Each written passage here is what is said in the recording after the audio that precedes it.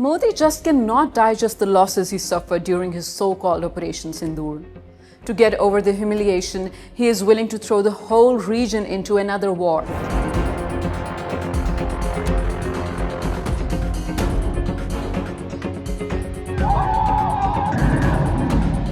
PF versus IF, 6-0.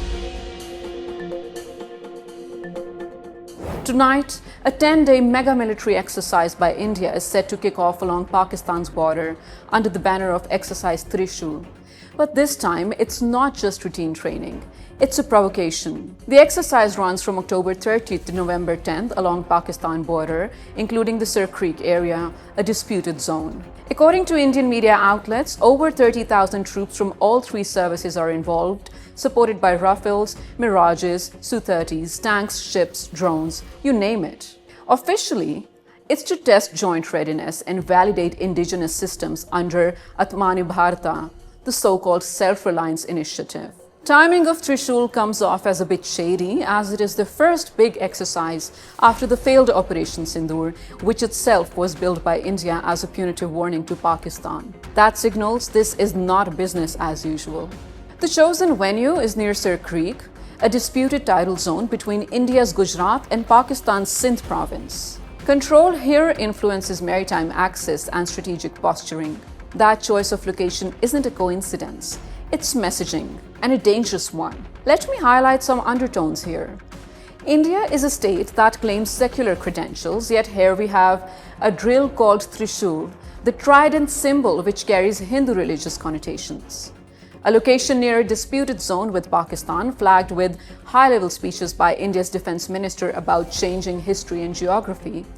Also, with elections in Bihar approaching, the Indian government may be trying to appeal internally by adopting a tougher external posture.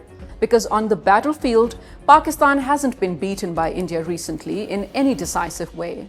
So the question arises, is this purely defense preparedness, or is it a part of a broader nationalist signaling campaign? Islamabad has already taken precautionary steps. It has issued NOTAMs restricting air traffic in central and southern airspace ahead of the exercise. But despite Pakistan's precaution to protect its land and citizens along this space, I am obligated to remember that if a country struggles to keep full control over its missile launches, remember the 2022 incident where an Indian missile misfired into Pakistan? Proceeds to conduct major live exercises along the border, the margin of error is slim.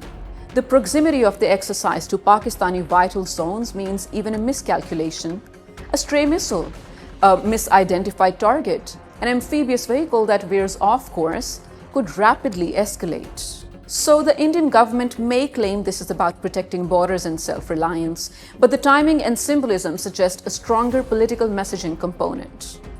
Exercise Trishul isn't about readiness, it's about rhetoric. It's obvious even to a blind eye. It's about keeping India's domestic narrative alive, a narrative that masks internal insecurities behind the facade of external strength. When one side cannot guarantee full control of its systems, when rhetoric includes altering history and geography, invoking religious symbolism, and pandering to domestic politics, the risk of miscalculation multiplies exponentially.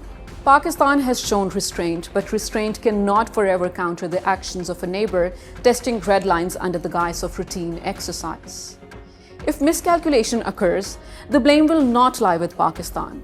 It will lie with the provocateur. In a volatile region like South Asia, such posturing does not ensure peace. It endangers it. Real power isn't in provoking your neighbor.